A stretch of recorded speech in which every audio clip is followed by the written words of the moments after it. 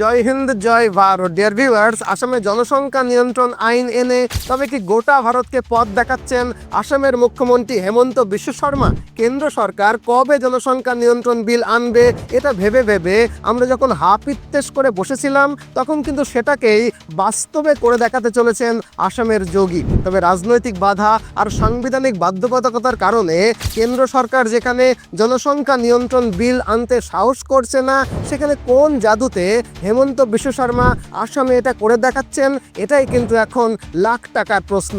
আর তাই আজকের এই ভিডিওটাতে আমরা যুক্তি, তথ্য আর রেফারেন্সের মাধ্যমে একে একে বুঝে নেব যে সংবিধানের কোন কোন ধারাতে বাধা পেয়ে কেন্দ্র সরকার জনসংখ্যা নিয়ন্ত্রণ বিল আনতে পারছে না, আর সেই ধারাগুলোকেই বাইপাস করে কিভাবে অসাধারণ বুদ্ধিমত্তার সাথে হেমন্ত বিশ্ব শর্মা এটাকে আসামে বাস্তব করে দেখালেন। ভিডিওটা গভীর এবং অবশ্যই কিছুটা সেন্সিটিভ, তাই চলুন সাহস করে একেবারে শুরু থেকে শুরু করি। দেখুন, ভারতের আসাম রাজ্যটা পশ্চিমবঙ্গের মতোই একেবারে বাংলাদেশের সীমান্ত লাগোয়া একটা রাজ্য। আর এই কারণেই গত কয়েক দশক ধরে আসামে অবৈধ বাংলাদেশি অনুপ্রবেশের ফলে গোটা আসামের জনসংখ্যার বিন্যাস ভয়ঙ্কর রকমভাবে বদলে গেছে।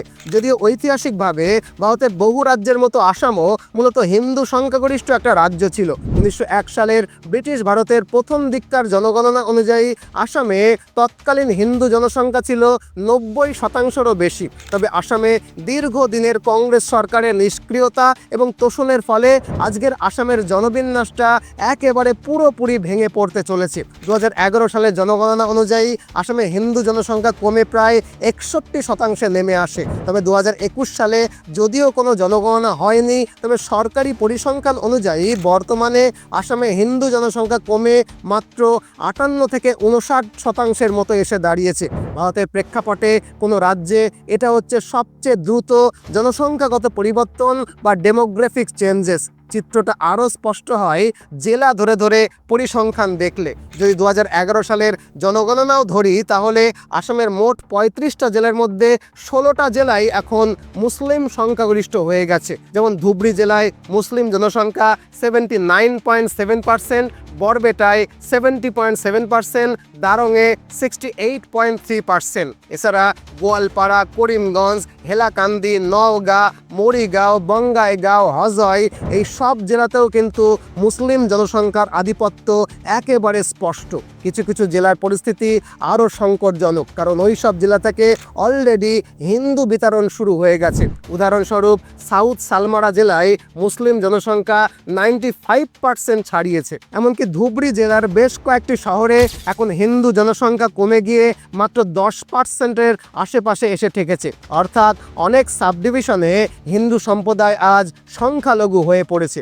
অর্থাৎ পরিস্থিতি আজ এমন জায়গায় এসে পৌঁছেছে যে একদিকে হিন্দুরা সংখ্যালঘু আর উল্টো দিকে পরিবার পিছু 16-17টা করে সন্তান। ফলে আসামের জনসংখ্যার বিন্যাস রোজ দিন ভয়ঙ্কর রকমভাবে পাল্টে যাচ্ছে, যার প্রত্যক্ষ ফল হিসাবে সময় সময় সেই সব এলাকার হিন্দু সম্প্রদায়ের বিরুদ্ধে নিপীড়নের অভিযোগ পর্যন্ত উঠে আসছে। আবার অনেক গ্রামে ধর্মীয় চাপ এবং নিরাপত্তাহীনতার কারণে হিন্দু পরিবারগুলো এলাকা ছাড়তেও বাধ্য হচ্ছে।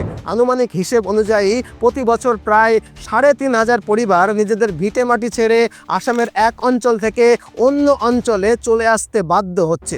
আসামে হিন্দুদের অবস্থা কতটা শোচনীয় এই পরিসংখ্যান থেকে আশা করি আন্দাজ করতে পাচ্ছেন। আর তাই সম্প্রতি আসামের মুখ্যমন্ত্রী সংবাদ মাধ্যমের সামনে খোলাখুলি বলেছেন যে আসামের জনবিন্যাস এরকমভাবে পরিবর্তিত হতে থাকলে 2041 সালের মধ্যে সেখানে 50% হিন্দু আর 50% মুসলমান বাস করবে। আর যদি এমনটা ঘটে, তাহলে বুঝতে হবে অসম বাংলাদেশে পরিণত হতে আর খুব বেশি সময় নেবে না। এই আশঙ্কার কারণে হেমন্ত বিশ্ব শর্মা আসামকে বাঁচাতে একের পর এক আইন আনছেন এবং প্রয়োজনে কঠোর থেকে কঠোরতর পদক্ষেপ গ্রহণ করছেন।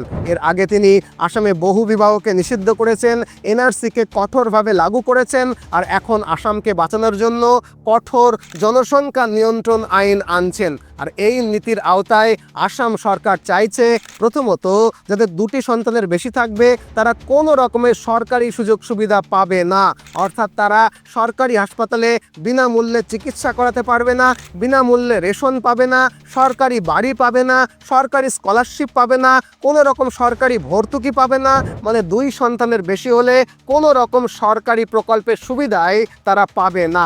দ্বিতীয়ত, 2টি সন্তানের বেশি সন্তান থাকলে পঞ্চায়েত এবং স্থানীয় নির্বাচনে অংশ নেওয়া যাবে না। তৃতীয়ত, অসমে রাজ্য সরকারের অধীনে যে কোনো সরকারি চাকরি পাওয়ার ক্ষেত্রে সুযোগ এই পরিবারগুলোর একেবারেই থাকবে না। এই ধরনের কঠোর আইন আসাম সরকার তৈরি করছে। তবে এরকম নয় যে এই আইন আসামে হঠাৎ করে আনা হচ্ছে। এই জনসংখ্যা নীতি আসামে কংগ্রেসের সময় থেকে শুরু হয়েছিল, তারপর 2018 সাল থেকে ধাপে ধাপে বাস্তবায়নও শুরু হয়েছিল, আর এখন এসে এটাকে সম্পূর্ণভাবে কার্যকর করার প্রচেষ্টা শুরু হয়েছে। কিভাবে? আসলে 2017 সালে তখন কংগ্রেস সরকারের মুখ্যমন্ত্রী ছিলেন তরুণ গগৈ। আসামের তৎকালীন কংগ্রেসি বিধানসভায় সরাসরি পপুলেশন কন্ট্রোল ল পাশ করার পরিবর্তে কংগ্রেস সরকার তখন একটা স্টেট পলিসি গ্রহণ করেছিলেন, যার নাম population and women empowerment policy of Assam 2017। এটা ছিল একটা এক্সিকিউটিভ পলিসি ডিসিশন, তবে এটা কোনো আইন নয়।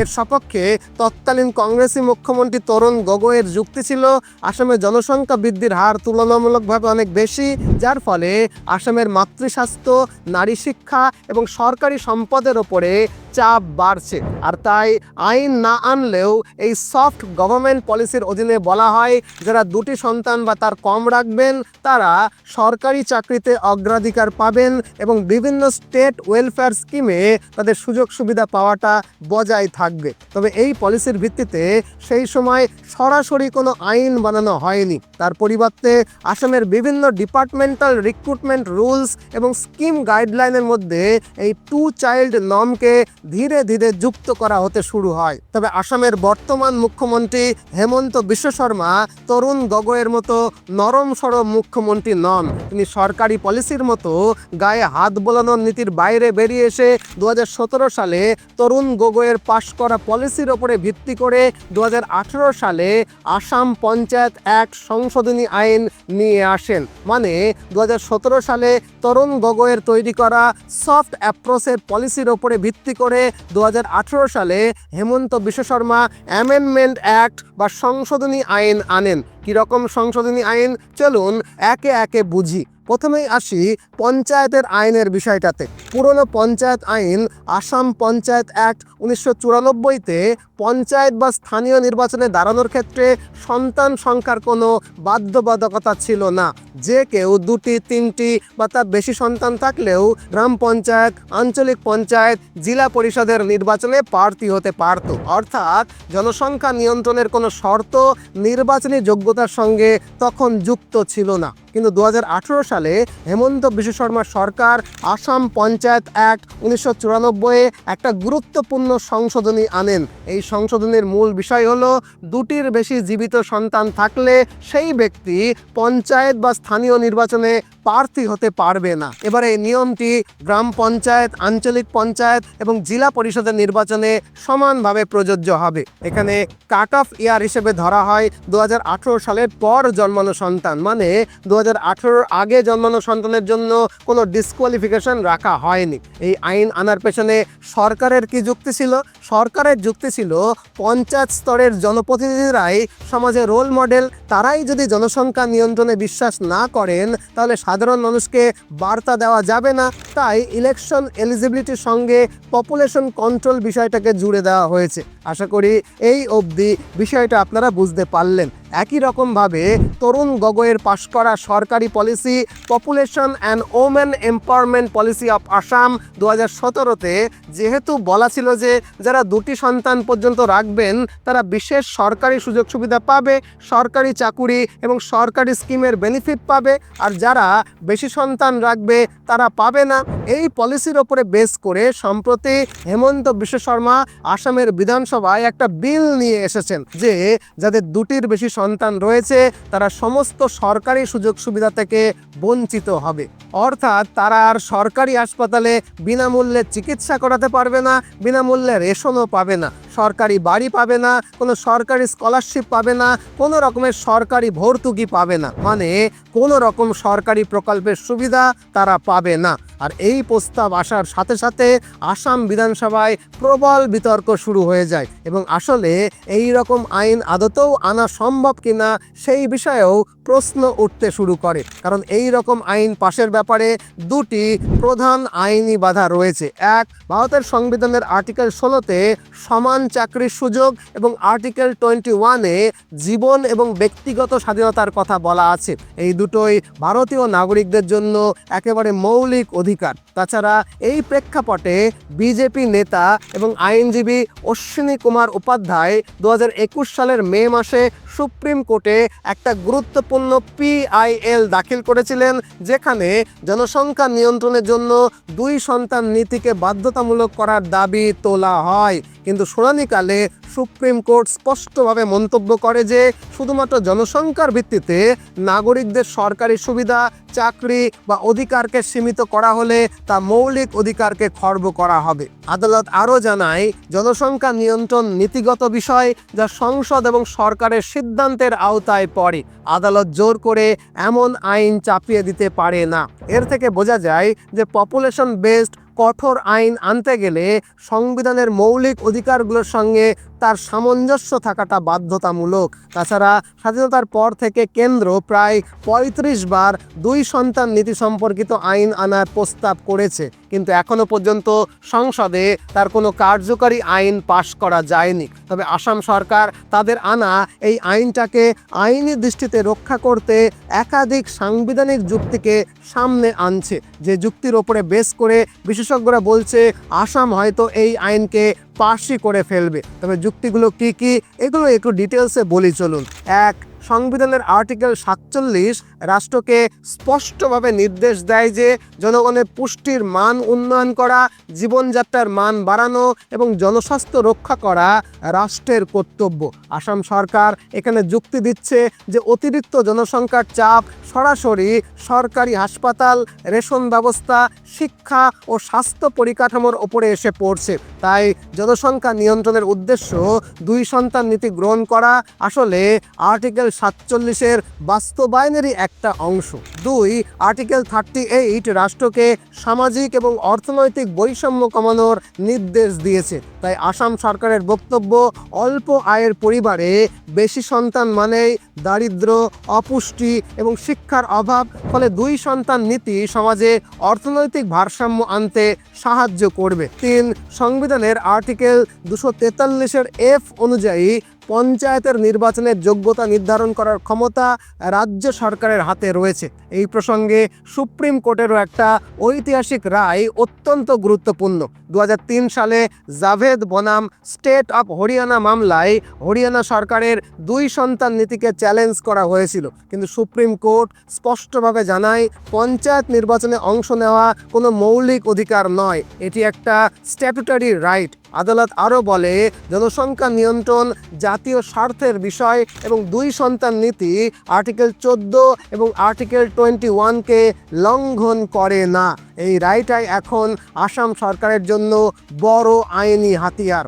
4, সরকারি চাকরির ক্ষেত্রেও আসাম সরকার যুক্তি দিচ্ছে যে সরকারি চাকরি পাওয়া কোনো মৌলিক অধিকার নয়। সেক্ষেত্রে শিক্ষাগত যোগ্যতা, বয়স সীমা, স্থায়ী বাসস্থান ইত্যাদির মতোই সরকার চাইলে সন্তান সংখ্যাকেও একটা পলিসি কন্ডিশন হিসাবে যুক্ত করতে পারে, আর এতে কোনো সাংবিধানিক বাধা নেই। সংবিধানের 7 শিডিউলে স্টেট লিস্ট অনুযায়ী জনস্বাস্থ্য, স্থানীয় স্বশাসন এবং স্টেট ওয়েলফেয়ারের বিষয়টা রাজ্য তালিকার অন্তর্ভুক্ত। ফলে রাজ্য সরকার সরকারি প্রকল্প এবং সুবিধার যোগ্যতা নির্ধারণের ব্যাপারেও নীতিগত সিদ্ধান্ত নিতে পারে। সব মিলিয়ে বলা যায় আসাম সরকার সংবিধানের আর্টিকেল 47, আর্টিকেল 38, আর্টিকেল 243F এবং জাভেদ বনাম স্টেট অফ হরিয়ানা মামলার রায়কে সামনে রেখে এই আইনকে বৈধ প্রমাণ করার চেষ্টা করছে। কিন্তু একই সঙ্গে এটাও সত্য যে মৌলিক অধিকারগুলোর সীমা অতিক্রম করলে এই আইন সুপ্রিম কোর্টের কড়া পরীক্ষার মুখে কিন্তু পড়বেই। তবে আসামের এই আইন সুপ্রিম কোর্টে পৌঁছলে কি হয় সেদিকে অবশ্যই আমাদের নজর রাখতে হবে। তবে দেশের রাজনৈতিক বিশেষজ্ঞরা বলছেন হতে পারে আসামে হেমন্ত বিশ্ব শর্মার মধ্য দিয়ে কেন্দ্রের বিজেপি সরকার ধীরে ধীরে গোটা দেশের অভ্যন্তরের জনমতকে গঠন করতে চাইছে। আর একবার প্রবল জনমত গঠিত হয়ে গেলে সংসদে তারা নতুন এই আইনটা আনবে। তবে বিশেষজ্ঞদের মতে যদি কেন্দ্র সরকার লোকসভায় এই বিষয়ে নতুন কোনো আইন আনে এবং পুরনো আইনের ধারাগুলোকে সংশোধন করে, তবে শুধুমাত্র আসামে নয় সম্পূর্ণ দেশেই প্রতিটা রাজ্যেই জনসংখ্যা নিয়ন্ত্রণ বিলকে আনা সম্ভব হবে। সেক্ষেত্রে আর কোনো বাধা থাকবে না। আশা করি পুরো এই বিষয়টাকে আপনাদেরকে বুঝিয়ে বলতে পারলাম। এখন আপনাদের কাছে আমার প্রশ্ন, আপনি কি মনে করেন আসাম এই নতুন জনসংখ্যা নিয়ন্ত্রণ আইনকে আনতে পারবে? আর আসাম সফল হলে ভারতের অন্যান্য রাজ্যও কি একে একে তাদের রাজ্যে এই আইন আনবে? কমেন্ট বক্সে আপনার মূল্যবান কমেন্ট জানাতে কিন্তু ভুলবেন না। ভিডিওটাকে অবশ্যই লাইক করবেন, নতুন হলে চ্যানেলটাকে সাবস্ক্রাইব করে দিতে ভুলবেন না। আজ এ পর্যন্তই, নতুন ভিডিও নিয়ে আবারও দেখা হবে। ততদিনে ভালো থাকবেন, সুস্থ থাকবেন, সদা সর্বদা ভারতের পক্ষে থাকবেন। জয় হিন্দ, জয় ভারত।